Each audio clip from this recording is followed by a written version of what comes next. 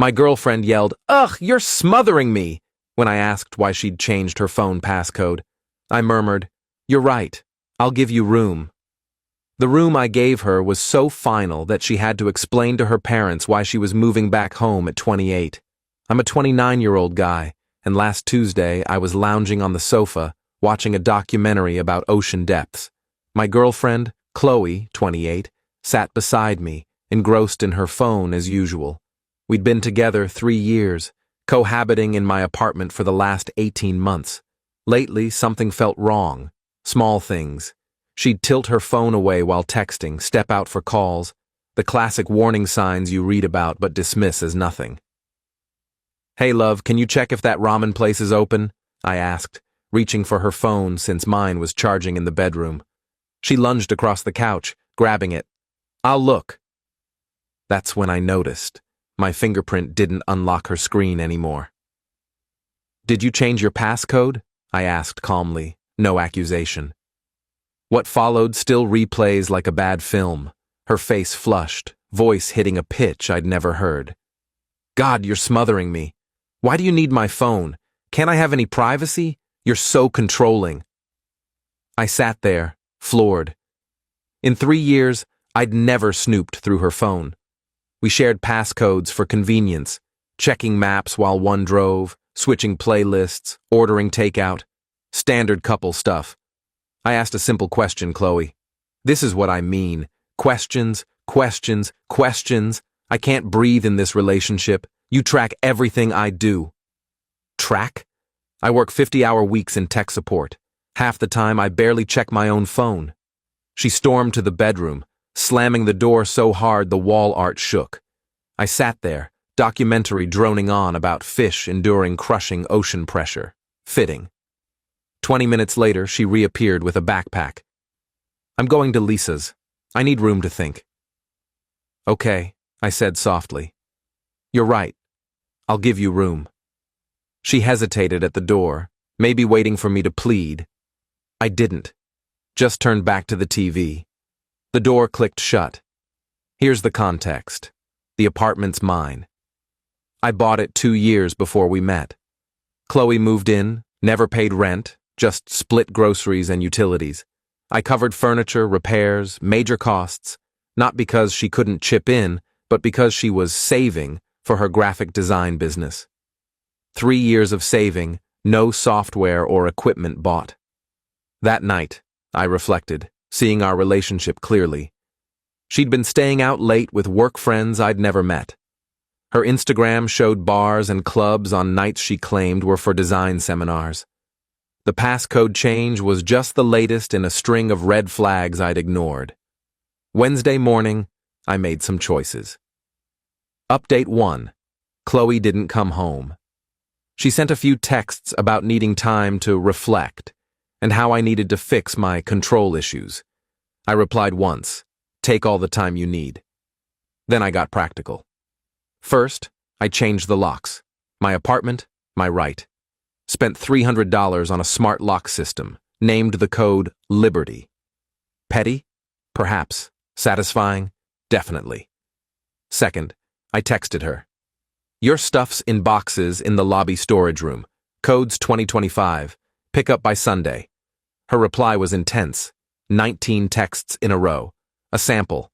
"Are you serious? You can't kick me out. This is my home too. I have rights. You controlling lunatic? I was just taking a break. We're not over. This is illegal." I sent one response. "You wanted room. I'm honoring that. This is the room you asked for." Then I muted her number and got to work. Packing her things was revealing. Brand new designer outfits, tags still on. Odd for someone who claimed she was broke when bills arrived. A jewelry box with pieces I'd never seen her wear. And in her desk drawer, printed emails from someone named Caleb. "Can't wait to see you again, gorgeous. Last night was unreal. When are you ditching him?" Dated back 2 months. I didn't read further, just tossed them into a box labeled desk items. Thursday, her mom Diane called. Normally a kind woman, but not today. "What did you do to my daughter? She's a wreck. You changed the locks. How could you be so heartless?" "Diane, Chloe said I was smothering her and needed space. I'm giving her what she wanted. That's not what she meant, and you know it. She just needed a few days. Did she mention changing her passcode and yelling at me for asking why, or about Caleb? Silence. Who's Caleb? Ask your daughter. I hung up. Friday morning, 7 a.m., pounding on my door. Open up! I know you're there! I checked the doorbell camera, Chloe, looking disheveled. Unwashed hair, same clothes from Tuesday. Through the intercom. Your stuff's in storage room B10, code 2025. Let me in! We need to talk! You wanted room, Chloe. I'm giving you room. This isn't what I meant. Stop being so dramatic. I'm not dramatic. I'm literal. You said you couldn't breathe here. Now you've got all the air you need. I live here. No, you stayed here, rent-free, while seeing Caleb. Dead quiet. Then, softer. How did you... Storage room B10, code 2025. Don't come back. She tried everything. Tears, threats, even 3 years. You're throwing away 3 years. I didn't respond again. She left eventually, but this was just the start. Update 2. The entitlement ramp-up was almost admirable, like watching a seminar in boldness. Saturday, she sent her minions.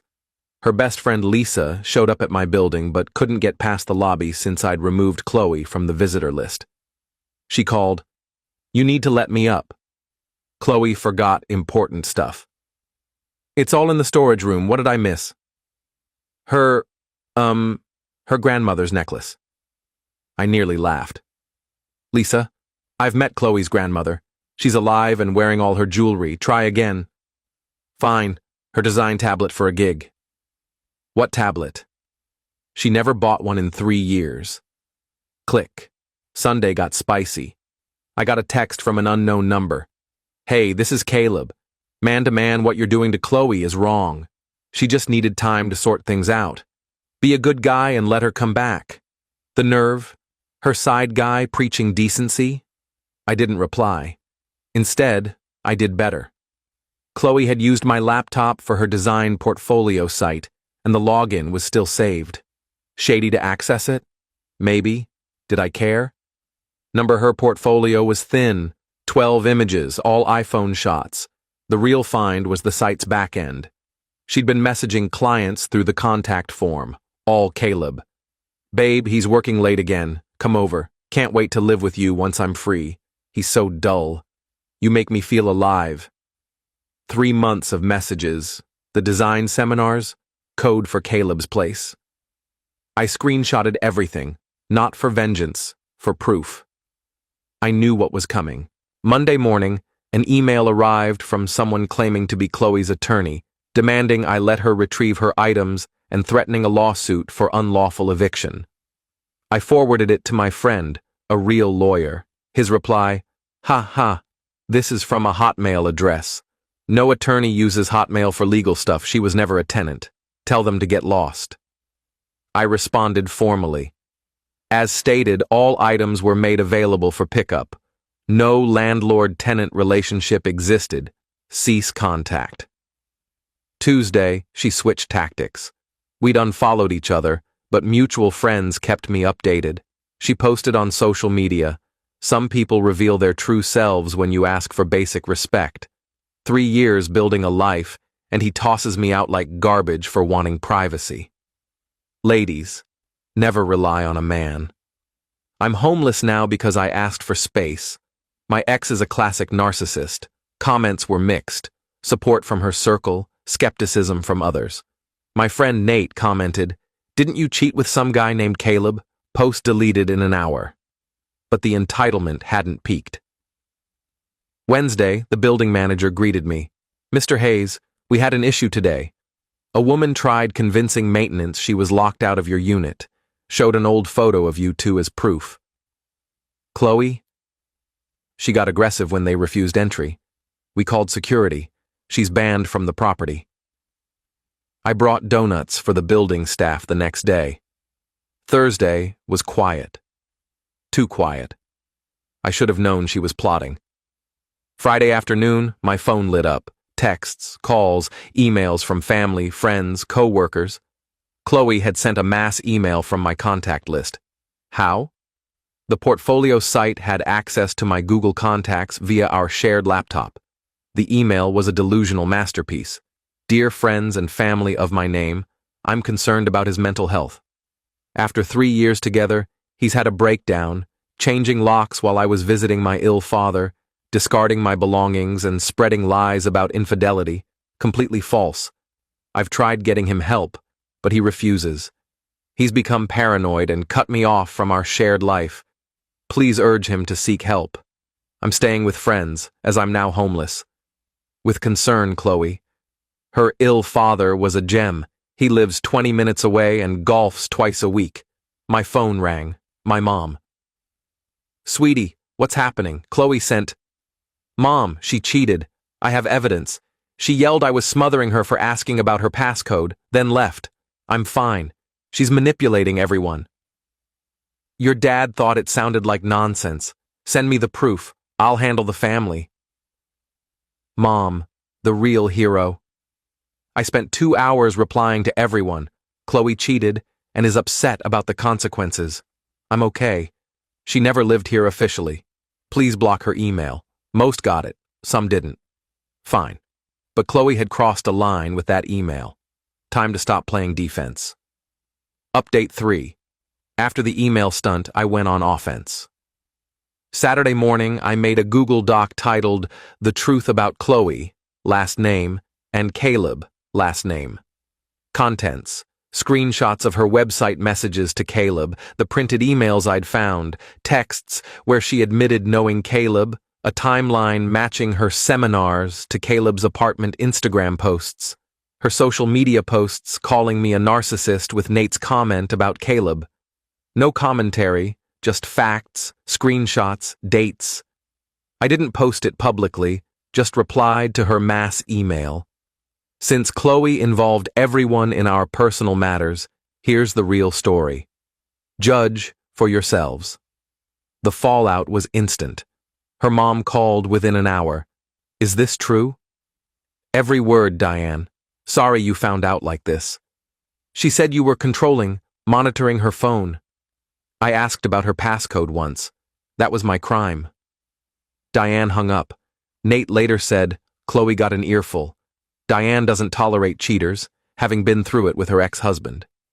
Sunday brought desperation. Chloe made a new Instagram to message me. Remove that doc now. You're destroying my life. You destroyed your own life.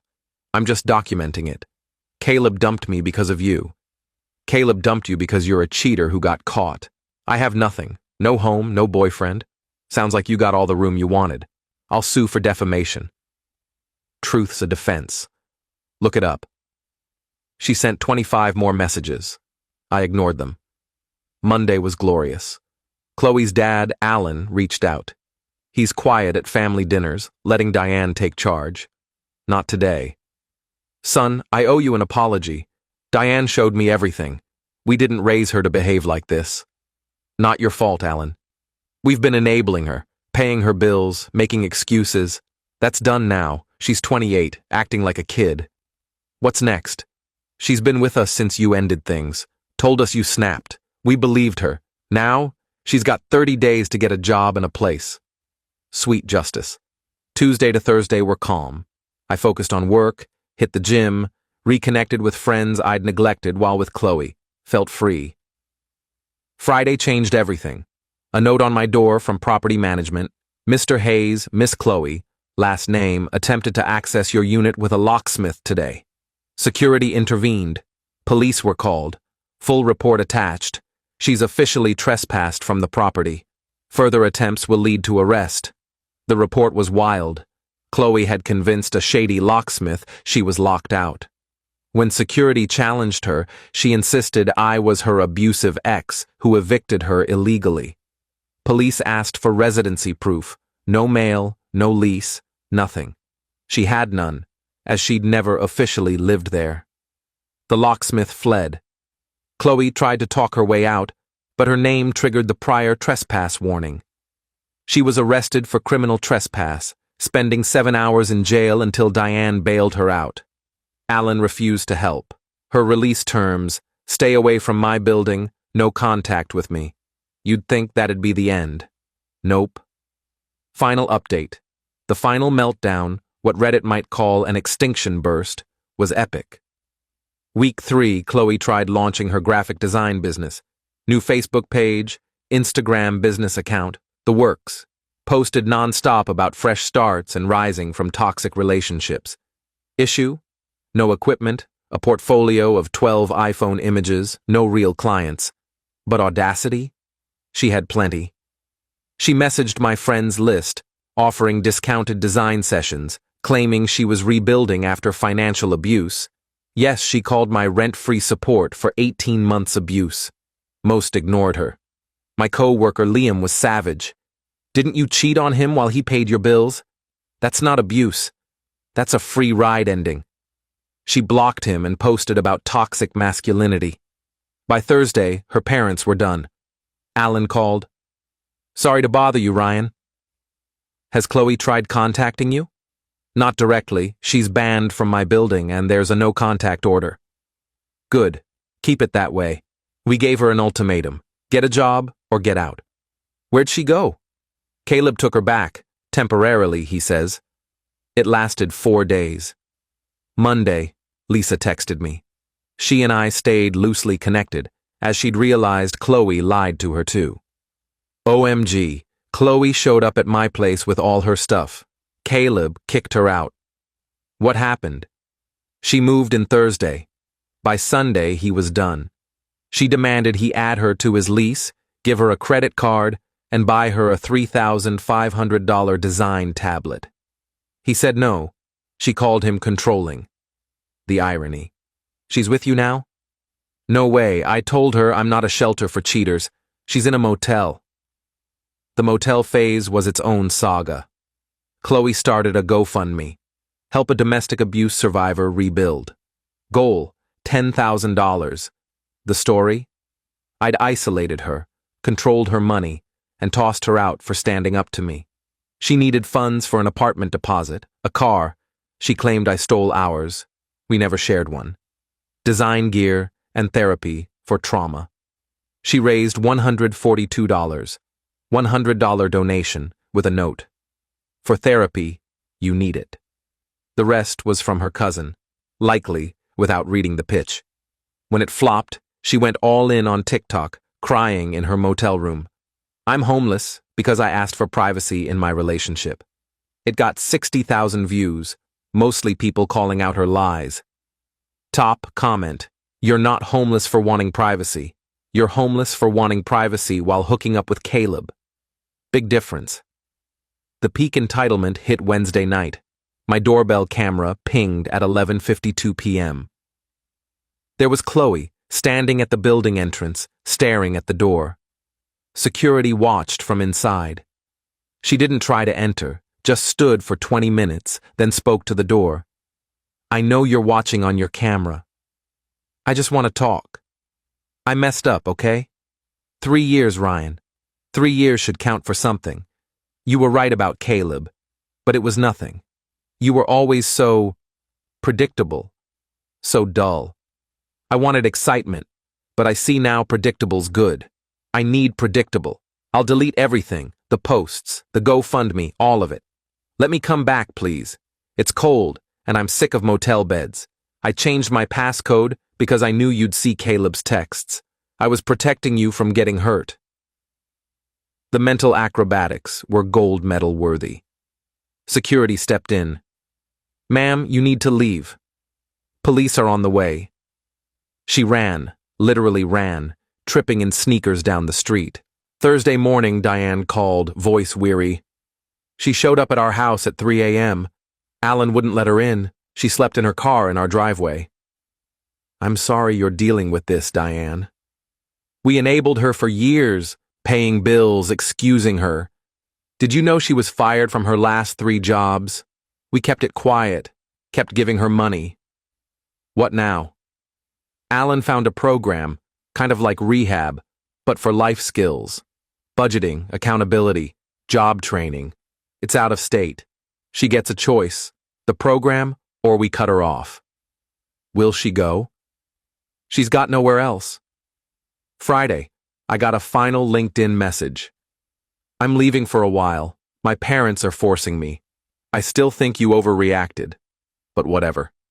Hope you're happy. You won. Enjoy your dumb apartment and your boring life. I didn't reply. She was right. I won. Not her game, but my peace. It's been 2 weeks of blissful quiet. My apartment's mine alone. No drama, no lies, no smothering accusations. I can leave my phone anywhere without worry. My bank account's recovering without a freeloader.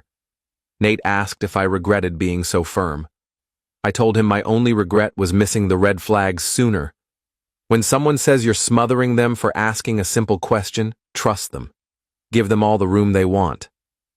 Sometimes the best revenge is stepping back and letting their choices catch up.